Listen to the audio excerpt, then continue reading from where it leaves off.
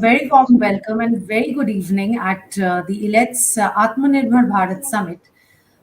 Welcome to our very special panel discussion today on ICT innovation, protecting critical infrastructure and building a zero trust security architecture. I welcome all our esteemed panelists today. Ms. Kavita Roy Das, she is the Deputy Director General and SIO, National Informatics Center, Orissa. K. Srinivasa Raghavan, Deputy Director General, Scientist, National Informatics Center, Tamil Nadu. Mr. Prashant K. Tete, he is the State Information Officer, National Informatics Center, Goa. Mr. Kapil Kant Kamal, Joint Director, CDAC. And we are yet to be joined by Mr. Hari Kumar R., who is the General Manager, Technology Planning, Bharat Electronics Limited. I welcome all our esteemed panelists today at this session, ICT Innovation, Protecting Critical Care Infrastructure and Building a Zero Trust Security Architecture. Welcome everyone, welcome our esteemed panelists. As we begin our panel discussion today, I will be moderating the session. I am Pooja Banerjee. I am the Assistant Editor for Elets Technomedia Private Limited, eGov Vertical. I would like to ask each of our esteemed panelists for the opening remark on this topic today. We begin with you, ma'am, Kavita Roy Das, ma'am. If you can please talk about the opening remark about this topic today. Good afternoon to all. Good evening, actually. Yes, as governments at all levels are using technology solutions and collecting huge loads of data nowadays. And the management of this data, its analysis and security play a crucial role in our development for any software applications. Initially, the data after being collected and connected, it was called information. But now it is called insight, which is much deeper than mere information. But the regular size data cannot have the potentiality to generate insight. Again, few years back, big data was treated as problem, and subsequently technology started growing around the upcoming big data challenge like Hadoop, MapReduce, then Spark, NoSQL, etc. So again, the massive advancement of deep learning technology increases the importance of the data and potentiality of generation of insight from that. Now, let us focus to our point, how NIC help government in encasing these opportunities. Actually, NIC segregated these challenges related to huge load of data in few segments, like how to store, then how to access, and how to analyze. So earlier, this data was like a lizard, minor lizard, and now it has become like a gorilla. So NIC migrated all these potential applications to better big data ready NoSQL databases and like MongoDB, Redis, etc. Wisely in combination is with RDBMS based databases. So this preparedness gave us ambush like advantages over the upcoming big data challenges. And NIC is now rapidly migrating to Kubernetes-based Dockerized environment, which is highly lightweight as well as scalable in nature. And our NDC, National Data Centers, provides object storage facility based on global Amazon S3 standard. And in the object storage objects are being stored like very high performance object retrieval mechanism, and which address the big data retrieval or access challenges. So now NIC's sister concern envisioning this upcoming challenges as an opportunity, and it formed SEDA, Center of Excellence for Data Analytics. And this unit actually made us armed with highly professional data analysis and made us future ready. And in addition to that, we also brought the product Tejas to present the insight of the data in much more impact, full way yet with a very, very low cost. So we are going from data, all this data storage, then how data can be accessed, then how it can be analyzed with secured measures. Uh, so I have to tell like that. I have to just, I want to say these things. Thank you so much, ma'am, for your opening remarks. I would like to move on to K. Srinivasa Raghavan, sir. If you can please tell the opening remark on this topic today on the panel discussion. Yeah, good evening to all of you. Thank you for providing us an opportunity to discuss on the topic mainly on protecting critical infrastructure and building a zero trust security architecture. So we have been working with the data centers for a long time, and security was not very critical in the earlier days. Now, as we have cloud and other opportunities coming up, the more problems are coming up, and we have to have a higher security. And the endpoint, edge point devices are also increasing. So the security has become the key factor, because you do not know. Earlier the data was constrained to your data center. You will be managing with a very limited resources. Now the chances of this getting exposed is very high. Hence, we have to be very careful in doing it, and we've been having a mechanism in for play meeting these requirements to a greater extent. As you rightly say, before I start, what is a zero trust network? That is the first question that anybody will ask. The thing is, till now, we what we used to do is we accept that okay, this user has logged in, he is a normal user. We allow him to give access to any of the resources that is available. Now, don't trust the user. You don't, any user, any device, anything that comes into the network, it has to be authenticated properly, without which we will not be able to allow him to access any of the resources. So first is, don't trust the user, and once you trust the user, have at least more than one level of authentication to ensure that the user is given access with the right credentials, and he will be able to access only those resources. So the first thing that comes to the mind is access restriction at the first instance, with uh, whoever has got the right credentials will have to do it. When we talk of doing this, we should have how we should go about, what will be the standards that we will have to follow. There are certain predefined established standards that we may have to address. I will tell you what are the standards that are being enforced in Tamil Nadu with respect to Tamil Nadu data center and the data center that we maintain at NIC. That I will address it to subsequently. To make a common man understand what this zero trust means, I'll give you a small practical example. In the initial stages, we used to assume that we have been using the ration card for getting our commodities. While we are getting the commodities, the ration card, earlier we used to carry our ration card, go to the ration shop, get the documents. Now, the situation has changed. The ration card is not a valid document by itself.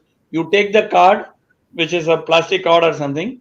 With that, your Aadhaar is attached to it, and you have to give the thumb impression to get the ration articles. So the trust now has moved from the ration card, which was a physical thing, which can be replicated, which can be duplicated. All this can happen.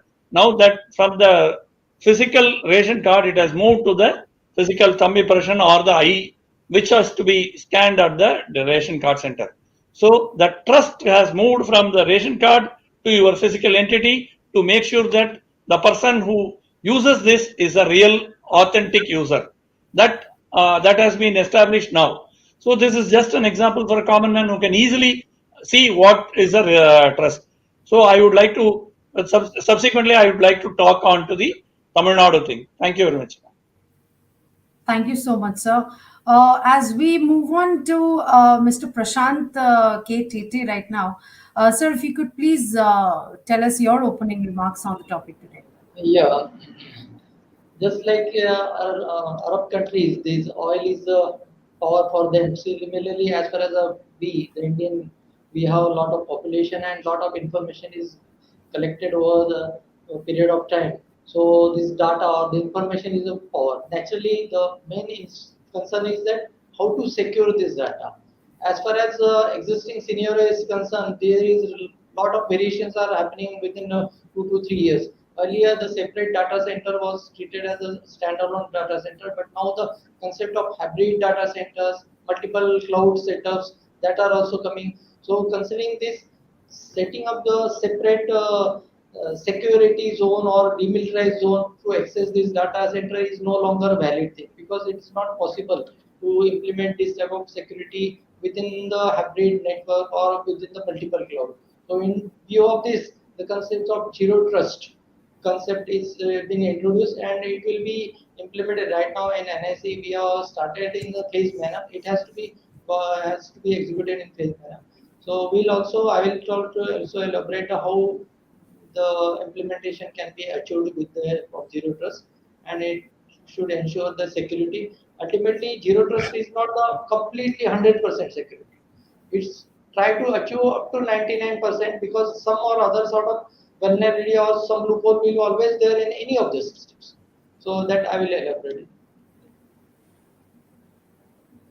Thank you so much, sir. We move on to Mr. Kapil Kant Kamal, sir. If you can tell us about your opening remarks. Yes, ma'am. Basically, ma'am, zero trust security framework and the protecting of the critical infrastructure, it is very important aspect nowadays. Now you see in the last 2 years, in the COVID time, everything is moved on the virtually, and every government department also provide their services through the digital. So digital transformation is also increases. So we have to secure our applications. So now the government is also taking many steps to secure the application and the protecting the critical infrastructure, because all the services that is related to the basically the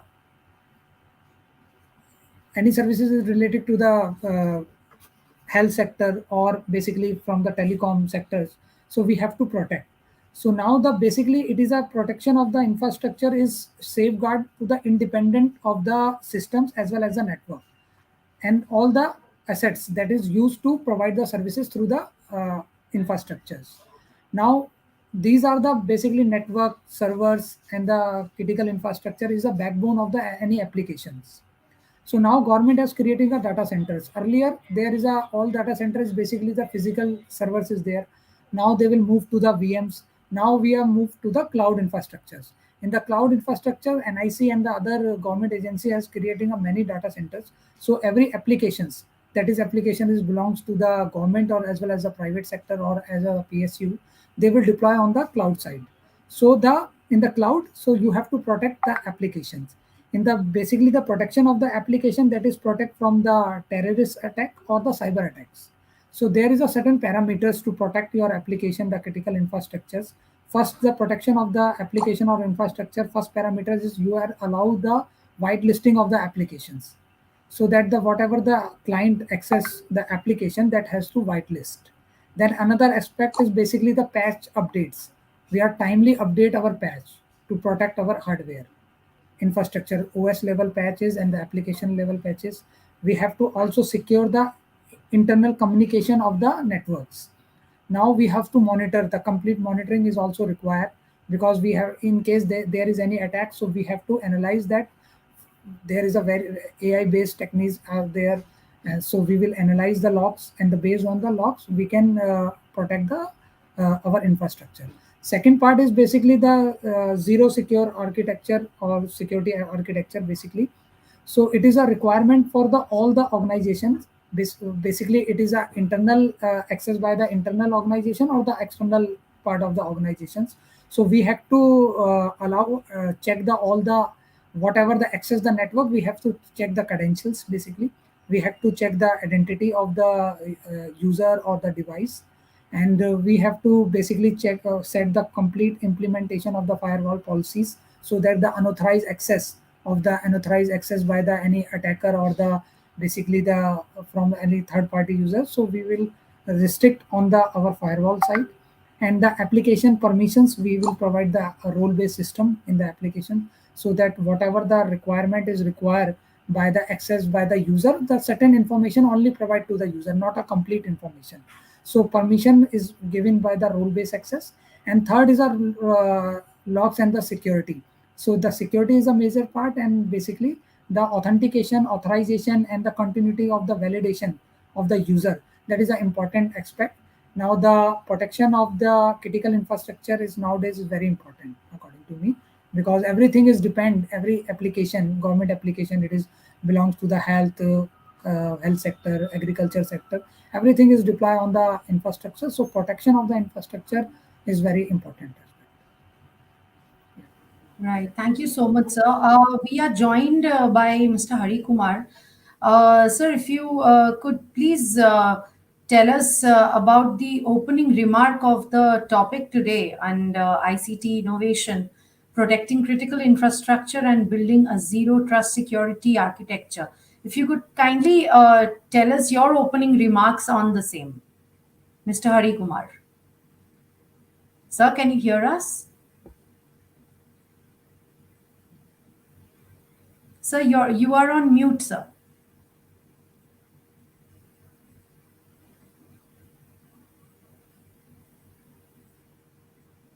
I think there is a technical issue sir is having. So as we move on to our question answers session, Miss Kavita Roy Das, ma'am, I would like to ask you this question.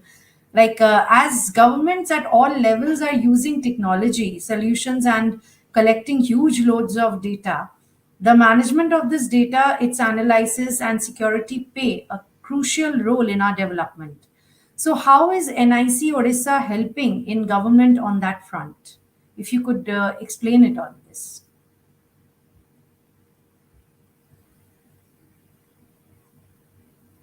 Ma'am, you're on mute.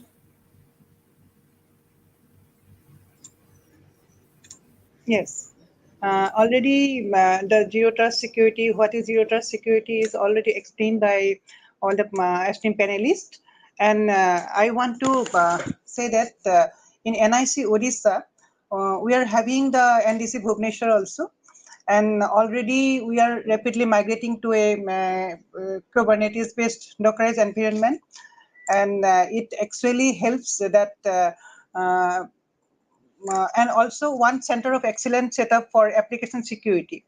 So, which is rendering its expert services to not only all the Department of Odisha, but also to n number of other states as well.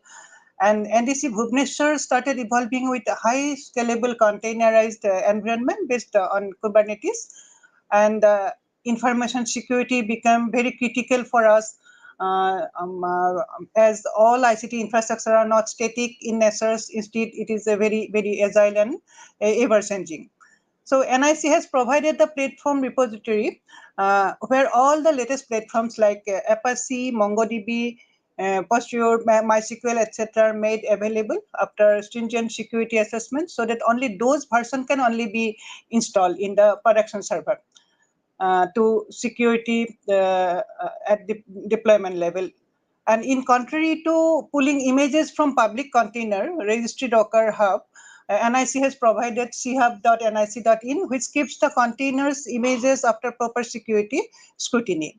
So images available in the chhub not only give security from unpatched distribution of platform, but also provide an inventory of all the platform used in our IT infrastructure.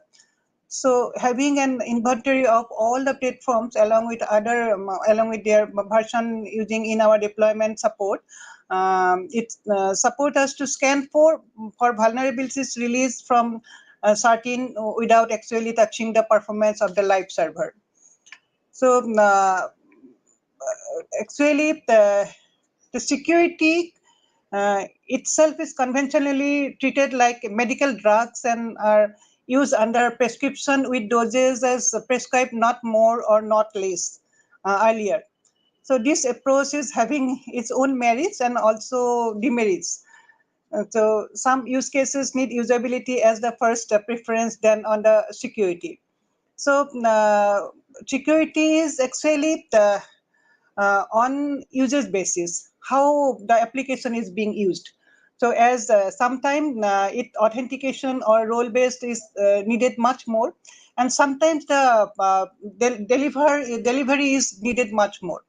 So but now the perception of tremendously being changed, and most of the client is asking for zero trust security, because as Ms. Kamal Kant has explained that now we are moving more to virtual. All are in online mode. So in online mode, the network is different networks are there, different platforms are there, and trust is actually this server to server trust is also lacking. So we have to go for security much more stricter. So sometimes perhaps just because they trust that this is highest form of security, and in real case it is not actually. So security is measured, engineered, and calculated. It is a calculated components in all projects. So actually any ICT infrastructure used to have basically two types of security zone. One is the militarized zone, and another is non-militarized zone.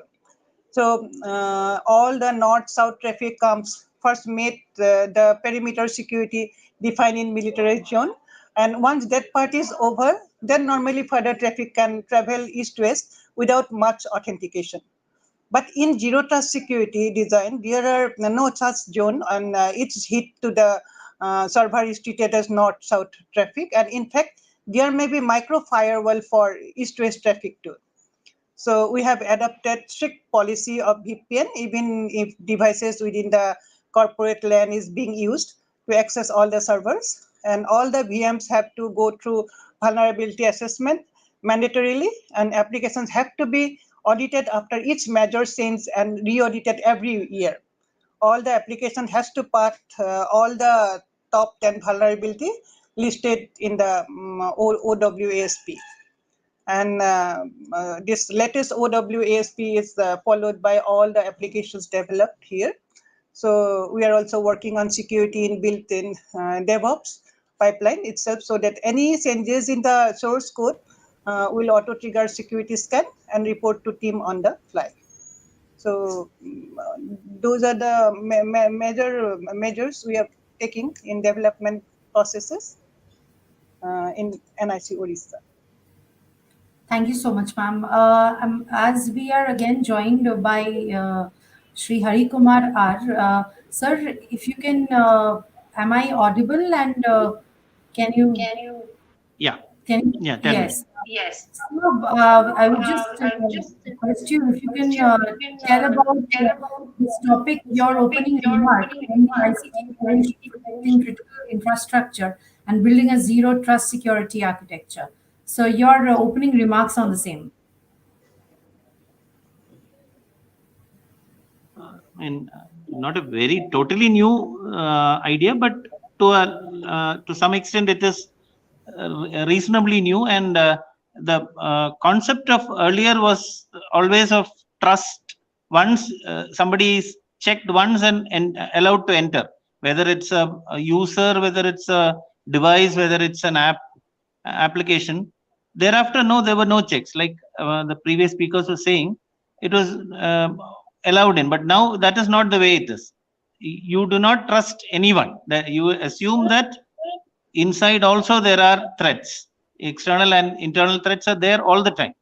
So that network trust is built up by not just authentication. There is true authorization that is built up, whether it's a user, a device, app, and even the network itself at times.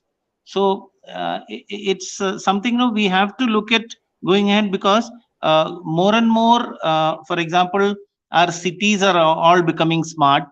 Quite a few, like Uttar Pradesh, for example, is going for 130 smart cities now. That's one. And imagine many countries, even the advanced countries like USA, have had power outages and all caused by intrusions, malicious forces at work. So it's very important that we build up a decentralized zero trust security architecture. Thank you. Thank you so much, sir. As we move on, I would like to ask the question to K. Srinivasa Raghavan, sir. What are some of the recent ICT innovations that NIC Tamil Nadu has taken to bolster the government's digital presence and optimize its operations. If you can kindly elaborate on this, sir. Yes, ma'am. To start with, Tamil Nadu government has been is having a data center, running data center for a long time, and that is Tamil Nadu data center was one of the first in the to get the ISO 27001 certified data center in the country. And we are recently have a cyber security architecture of Tamil Nadu has been formed, where the NIST 800-207, that was the standard that is defined by the NIST for accepting the zero trust architecture. So Tamil Nadu has gone in for the 800-207. That's because that architecture is mostly vendor neutral, and it is not only for a government, it is for the entire organization. For any organization can use this. And the recent times we are into the cloud first environment, so this architecture also supports the cloud first environment, from where all the enterprises need to achieve and deliver things. So we have moved on to the NIST 800-207 standards. To identify this, there are certain things, as rightly pointed out by our earlier speaker. Always verify access all the time for all resources. That's the first thing that is always being taken into account. And we do it in stages. What was done is that certain critical infrastructures like electricity board, water supply, all those, we have identified the what are all the critical components in that infrastructure, and the critical, medium, and the low risk. All these are identified, and priority is given to the critical infrastructures and is being monitored on a regular basis.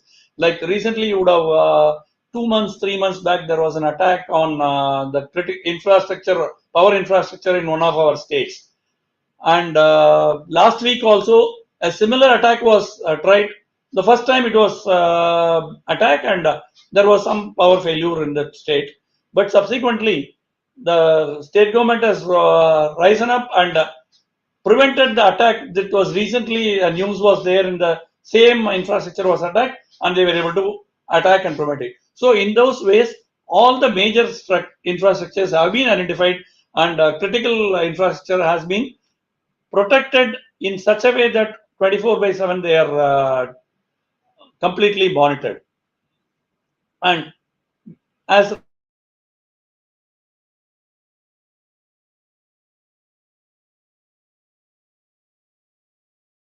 rightly said, when we have or go in for this, see authentication, and another one is with the personal device, mobile, it has to be authenticated. So this is the one level of authentication that is there. And some of the things, if you want to have access to the servers, it requires a three-factor authentication. Physical access to a server farm from any device requires a three-factor authentication, which is one of the mandate by the cybersecurity architecture of TN, which follows the NIST. So these are the basic things which have been in place for a long time.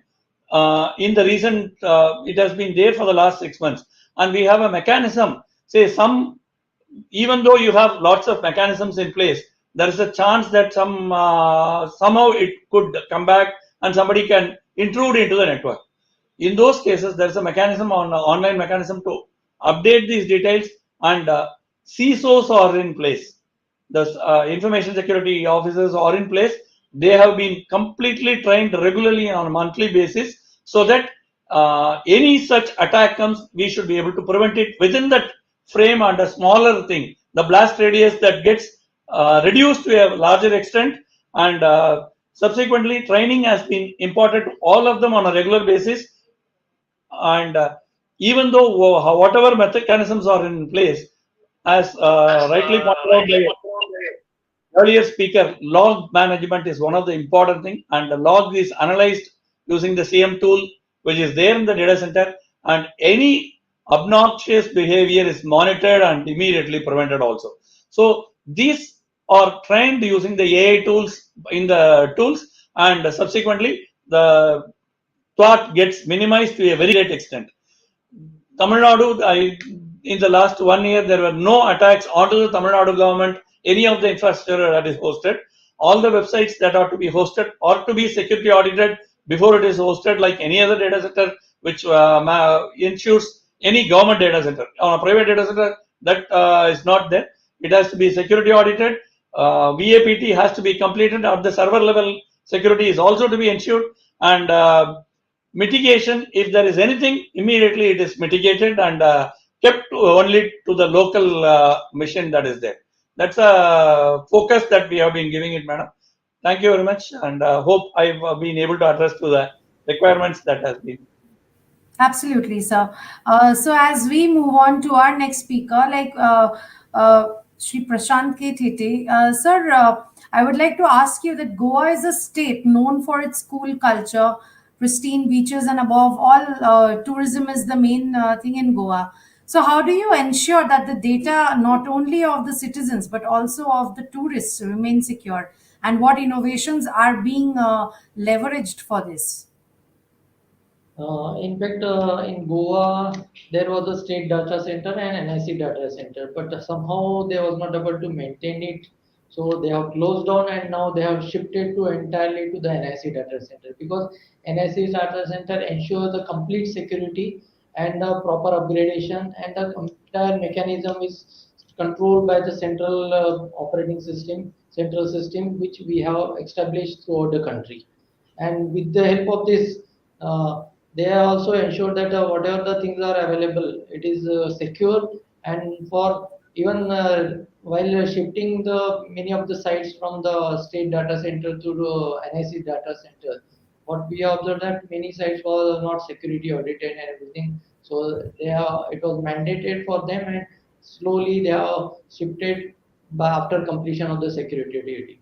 And that way we are ensuring that necessary security compliance and the necessary technical information, what all the general information related to tourist and other information related with public is secure here.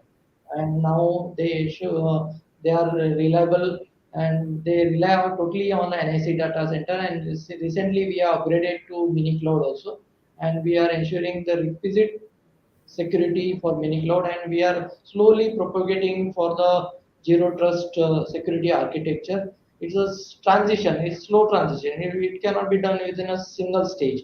So that process has already been initiated by our central team, and the things are in motion. I hope I will address your question. Yes, sir, we would, Mr. Kapil Kant Kamal, I would like to ask you that the Mobile Seva project, a national initiative by the Government of India towards effective governance, has been created to provide the developers with a hosting platform for the delivery of public services. Sir, can you throw some light on this national app store with the various challenges, features, and some examples, programs, etc.? If you can brief about it.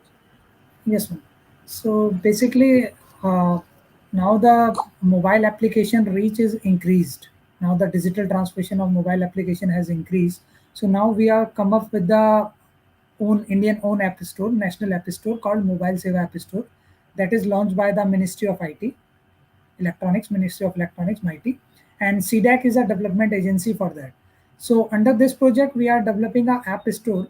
That app store is basically for the Indian developers, so that Indian developer can host Indian application on the Mobile Seva App Store, and basically with the country own policy. Now we are depending on the another app store that is outside the India.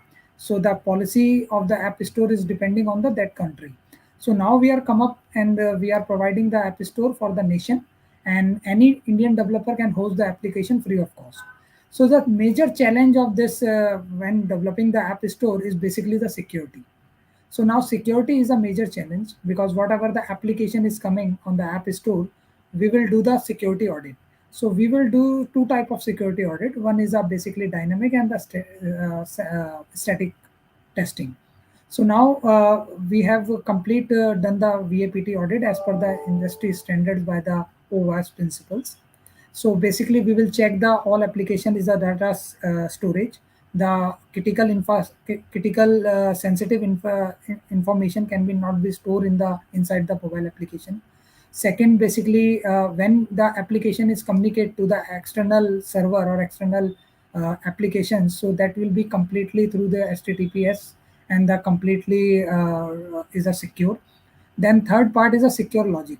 The secure logic is very important aspect, because the at the time of development of the application, the many developer is not aware how to secure their application, because the if the application is not secured, so the reverse engineering is possible, and anyone can create the fake application.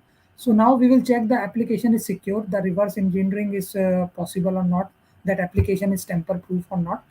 Then third, the integrity check. In the integrity check, we will check the application when the user is download the application on their handset. That will be basically secure. So that not be installed on the rooted device, because the rooted device is basically vulnerable, more vulnerable. So the attack is very easily possible on the rooted device. So we will check the when the application is installed on the mobile handset, that is will mainly not be installed on the rooted device. And third part is basically whatever the cryptography algorithms that is used inside the application, that will be hashing algorithm, that is be secure or not.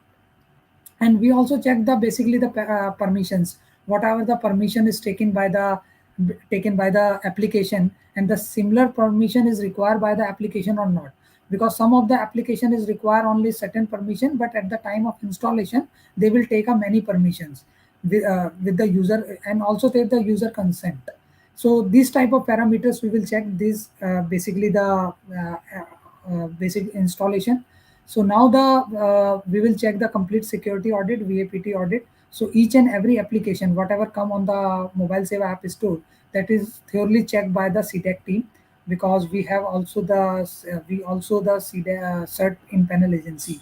So right now the platform is completely free of cost for the developers as well as for the citizen of India, so that they can also download any application whatever available on the mobile Seva app store, and developer, Indian developer and Indian application whatever available, they can freely host the applications. So earlier this app store only for the government applications. Now recently under Atmanirbhar Bharat, government has opened up for the private player as well as the PSUs and any individual developers, startups, so and private developers. So basically we are trying to create an ecosystem, so that the application developer as well as the citizen can host the application free of cost, and they can avail the services, government services as well as the private services from the national app store with the country own policies and the guidelines. And the complete the infrastructure is also is hosted on the government data center. So everything is done by the government. So it is basically trusted and secure environment we will provide for the developers. So basically it is a overall the inside of the mobile Seva app store. Thank you. Correct. Thank you so much, sir. I would like to move ahead to Mr. Hari Kumar R.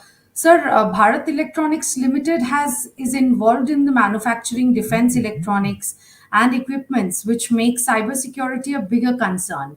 So, what are the innovations or main projects to safeguard your cyberspace? So, if you can please clarify and elaborate Yeah. about it. Yeah, two ways. Although we are a defense public sector and a major in defense, so one area is that we do enforce a lot of uh, security at various levels. At the device level, also it is introduced in terms of cryptography being added, whether it's a radio used by a soldier or a radar used by an armed either or on navy. So there are a lot of all the communication devices, all those have inbuilt cyber the protection built in terms of cryptography, either, so that no, there is no so lesser chances of somebody either even taking out the data or infiltrating too, because we wouldn't handle those either, which are not conforming to our. That is one way of the and likewise in our civilian ventures also, like I said about in the smart cities and our homeland security, there also we have taken great leads in terms of both building uh, more robust network hardware. We have built our own hardened network switches, routers. That is one way. And the other thing is like at the application level also, build and plus the regular perimeter protection. That so that way we look at it from different angles, and this is an evolving area, like all of the other panelists have said. We keep on improving, learning and improving, because it's a perpetual cat and mouse sort of game. As we improve, the intruder also improves. So that is the way we look at it. And some of the defense learning goes into the civilian sector too, and reverse also nowadays is happening. So it's a win-win for both sectors. Thank you. Thank you so much, sir. So we would like to get back to Kavita ma'am. Like in the past 2 years, the government in India have gone for a revamp with rapid digitalization during the pandemic, especially. So, how prepared are the governments, the state governments, to welcome the digital-led future? I would like to begin this question with Ms. Kavita Roy Das, Deputy Director General, SIO, NIC, Odisha. Ma'am, if you could please answer this question.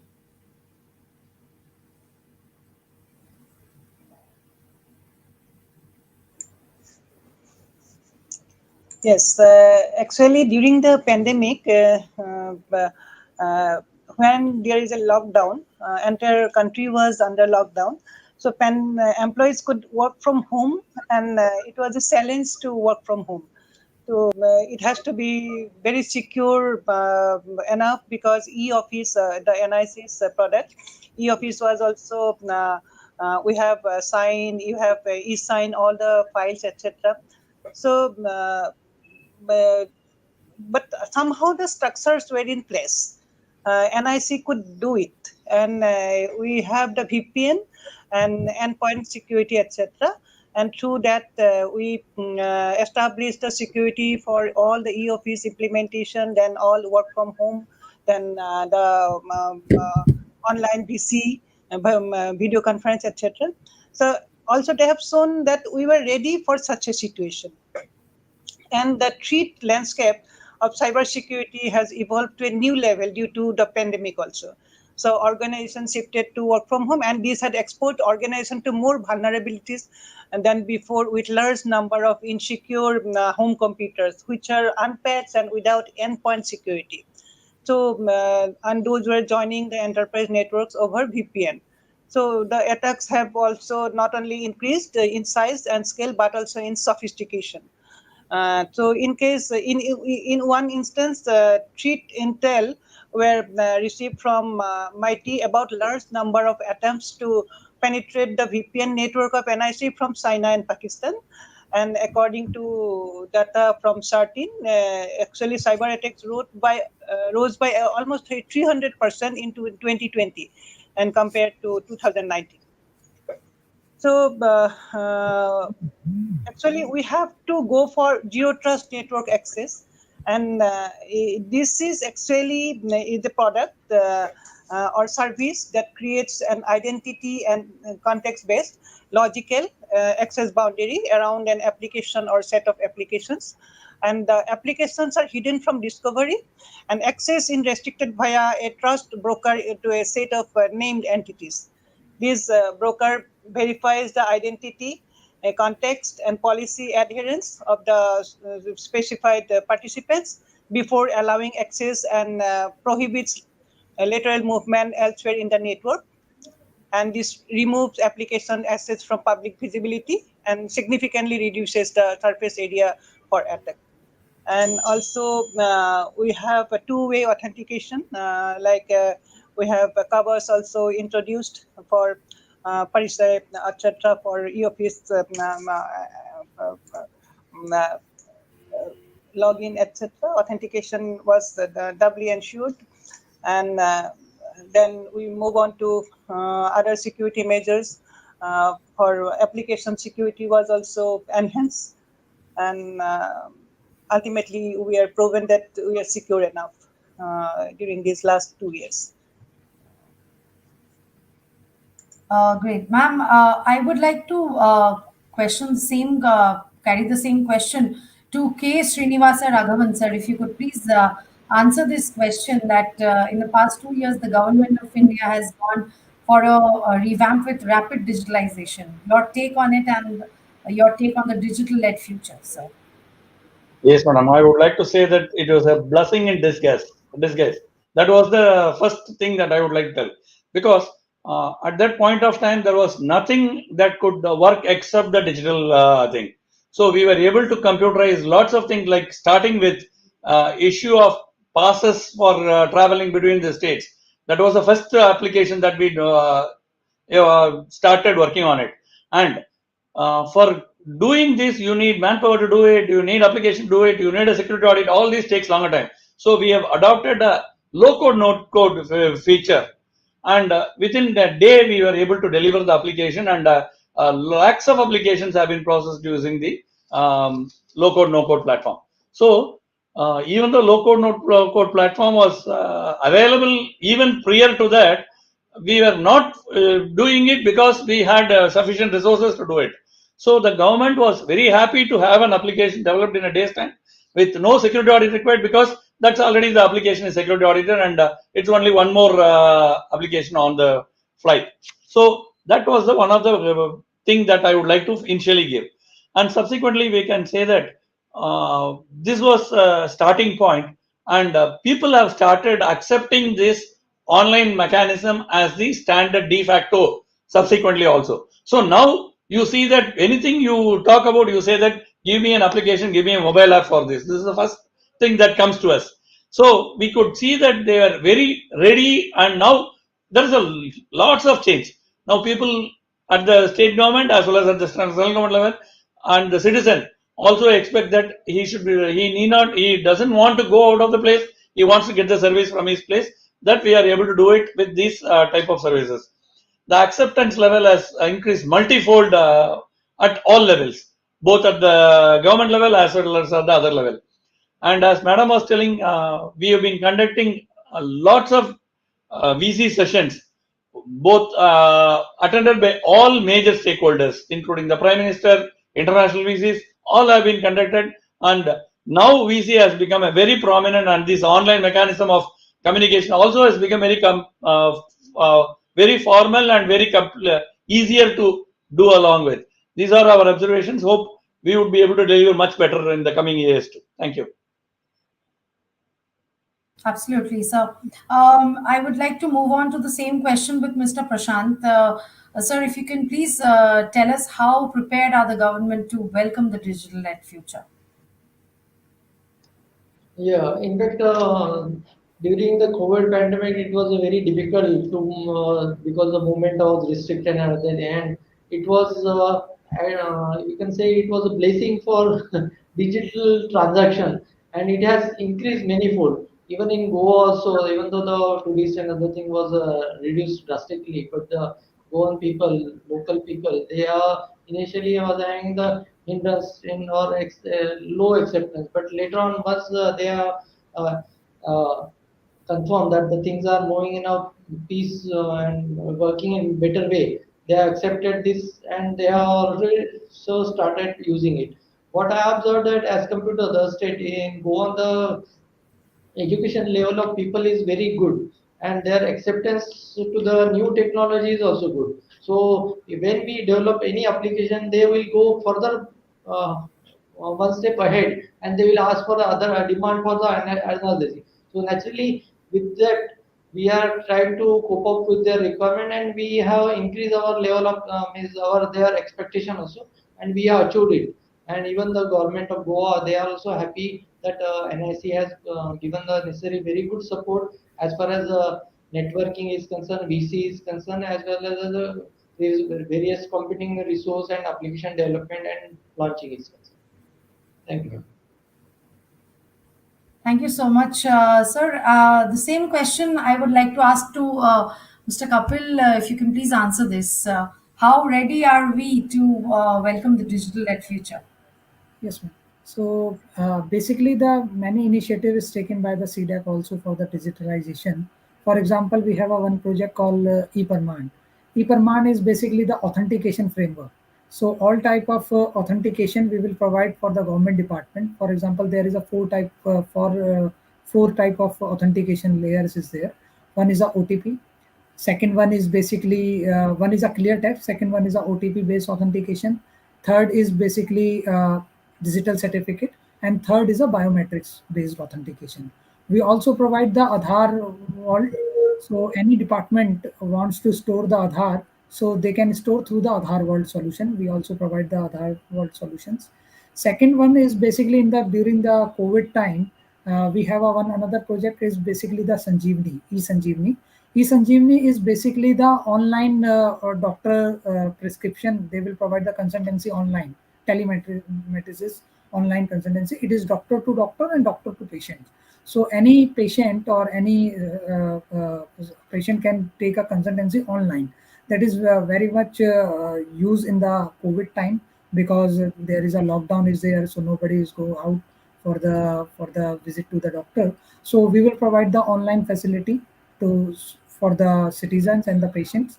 And we have also now the government is also moved for the IoT based application, blockchain based application, so that the everything is come through the whatever the sensors, car will automates, and the machine, trucks, camera. So all type of we will create the application based on the latest technologies. Now the new wave is basically the new wave of digitalization is a emerging technologies like blockchain. So government also the unified blockchain framework is also there. So they are creating a unified blockchain framework so that any government department wants to use the blockchain architecture they can use. So the government is very much prepared, and the state is also adopting the whatever the solution or application or the platform is provided by the central government or state government. So the respective line department is also used. So now the future is basically moved to the digitalization, and many solutions are available in the market, and everyone is used for the latest technology and the latest solutions to optimize and basically provide the digital services to the citizen of India. Yeah. Thank you, sir. Hari Kumar, sir, your take on this digital-led future. What is the future about digital-led in our country?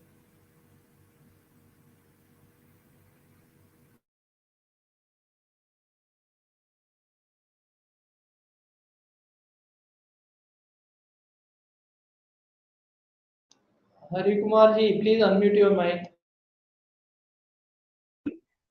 Sorry, this is a very exciting time because what we see is to the digital landscape, not only the common man, even the armed forces, even the civic authorities, all are getting attracted to it. We are seeing that, for example, the e-Chavni, which is a 62 cantonment boards have been brought online to a unified portal where almost all the services in about 20 lakh cantonment residents are benefited by that. That's been we've been able to set up that. Similarly, at Chandigarh Smart City, we are seeing the full command control center has been inaugurated, which controls the full city in very well organized way. So that is one. We are seeing that one side the civic authorities are now taking to it. The military authorities are also taking, and people are also like it was said. No, everybody now looks for an app. Can we do it with it? So I think this is a very good time, and probably COVID also helped that people couldn't move, couldn't travel. So sometimes they say necessity is the mother of invention. Crisis also triggers a lot of innovation. So that's so I think India is poised well to take the digitalization forward in either both in the hardware side as well as in the software side. Thank you. Thank you so much, all our panelists, for your amazing views on this topic. So, one by one, finally, I would like to come to each of you for your concluding remarks before ending the session today. Kavita ma'am, we would like to start with you. If you can please tell about your concluding remarks on this topic today. Yeah, because of this, since the topic has come, that last 2 years, after pandemic, digitalization has been increased in a rapid way in India, and NIC is having a lot of opportunity to go for it. Whatever it is, infrastructure wise or software wise, application wise, everywhere. So in Orissa also, NIC Orissa, this we have started a online application software, which is for all on campus and also online, and it is proctoring based using the AI and ML technology, and also in other sectors also in DBT payment to all the agriculture farmers, then all the other way in paperless assembly, then all other sectors. So it has e-governance wise also the Odisha has improved a lot in all the this, and that data center also we have now in containerized based data centers, and uh, so this is really this blessing in disguise that Raghavan sir has already said. So in IT sectors, it is a good opportunity for India, and really this security measures also, this zero trust security, this is also coming into scenario that we have to go for whatever application. Now it is challenges more, so we have to take all the challenges, we have to go for all every uh, because we have gone for online payment, we have gone for online authentication, we have gone for everything online. In examination, we have to identify all the authenticated participants. So it is a very needed sector. The security is needed much more in every way. So we have to be prepared in that way also. So this is my concluding remark, and thank you every esteemed panelist. So we have learned a lot from all of you, and thanks to Elets also. So to include me in this esteemed panel discussion, and thanks to all. Thank you, ma'am. I would like to go to Srinivasa, sir, if you can tell your concluding remarks on the same. Yes, ma'am. To insist on the security aspect side, I would like to tell that only one point.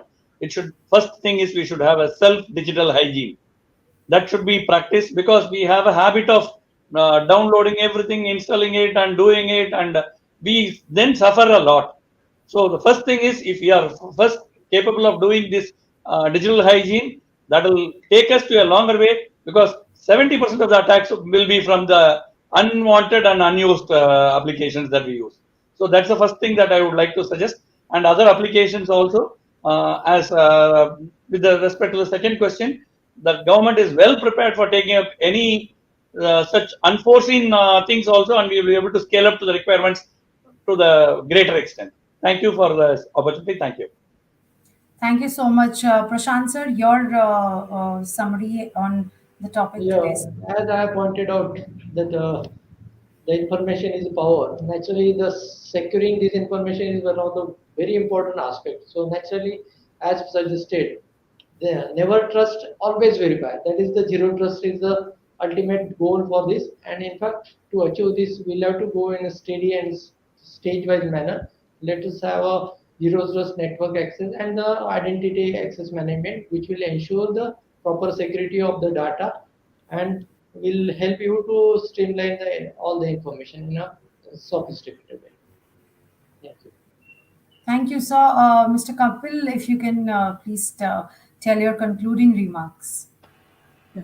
So, ma'am, basically the government is taking a many initiative related to the digitalization. So, as per the Srinivasan sir, we have to change our habit. So, basically, whatever we will see, we will download and we will face the problem. So, basically, we have to change and we will make sure that whatever we will download and whatever we will use, it is from the authentic place and authentic and the government or any other trusted space. And for the and the government is also government and state department is also taking a initiative, and they can integrate with the platform, centralized platform that is provided by the ministry as well as the NIC, not is the silo applications. Now is the time to come. Okay, we have to provide the centralized platform, and all the services we will provide in the centralized location, so that the any government department easily integrate their services. So thank you so much to invite me for this panel discussion, and also thank you to all the panelists to share their views. So thank you so much. Uh, Hari Kumar sir, your concluding remarks. Sir, please unmute yourself once. Yeah. First of all, thanks a lot for inviting me and Bharat Electronics to represent our side of what we see from both the defense and civilian sector. And really, it's become so ubiquitous that digitalization is going to take the India and the world by so much of it will virtually sweep us off our feet. But the thing is also, along with it comes the risk of authentication, authorization, security. So I think the topic is very relevant now that we build in security, whether it is zero trust or any form, because towards going ahead, we'll have to look at that and build on the newer emerging technologies of blockchain. All those will be required. AI, ML, already many things are being enabled, because most of the civic agencies have already started using up a lot of IoT based sensors so that they don't have to, for example, clogged sewage drains and all won't be the issue in many of the smart cities, because there is constant monitoring now using IoTs. The power, every point, everything is now getting monitored, and plus apps are being developed for the common citizen to log in if anything is seen, even if something is missed. So I think going ahead, we're going to have a very exciting future in terms of service delivery levels of very high quality, which we can look to, especially in the digital. Right now itself in our colony in Bangalore, we already have an app which is accessible to all the colony residents. Whenever there is a power, any problem with power, water, sewage, any of the other, they immediately log in and immediately it gets addressed. As well as there are levels of escalation built into the app.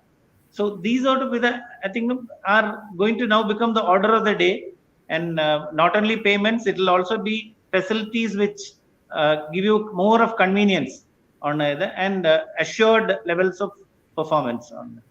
So thank you all. I think we also learned a lot in the mutual discussion, and thank you, Elets, for organizing this panel discussion. Thanks to all the participants. Thank you. Thank you so much, all our esteemed panelists today. And just to end it, digitalization is definitely a boon in our country, and it has its own drawbacks as well. So it all depends on how we are using it. I'm sure we are going to use all the state governments, central governments, we are going to use it in a responsible way, defying all the threats and the phishing hooks and the cyber crimes and cyber threats together. We all have to overcome with that. So thank you so much, all my esteemed panelists, for this wonderful session. As we come to conclude the Atmanirbhar Bharat Summit Day 2, the final event and the final session today. And I would like to present all of you a token of gratitude with the certificates. So Rajeshwarji, if you can please take it up on screen. Thank you so much, all our panelists today, for attending this session. Mr. Kapil Kant Kamal, thank you so much, sir. Thank you, ma'am. Srinivasa Raghavan, thank you so much, sir, for your insights. Thank you. Hari Kumar, sir, thank you so much. Yeah, thank you. Kavita Roy Das, thank you so much, ma'am, for your insights. Thank And you. Prashant K. Theti, sir, thank you very much for your insights today. Thank you, all of you, and we would definitely get in touch with you very soon. Thank you. I would like to convey my sincere thanks to all of the panelists as well as the elite for conducting this type of workshops. Thank you so much. Thank you so much. Thank you. Take care. Bye bye. Okay.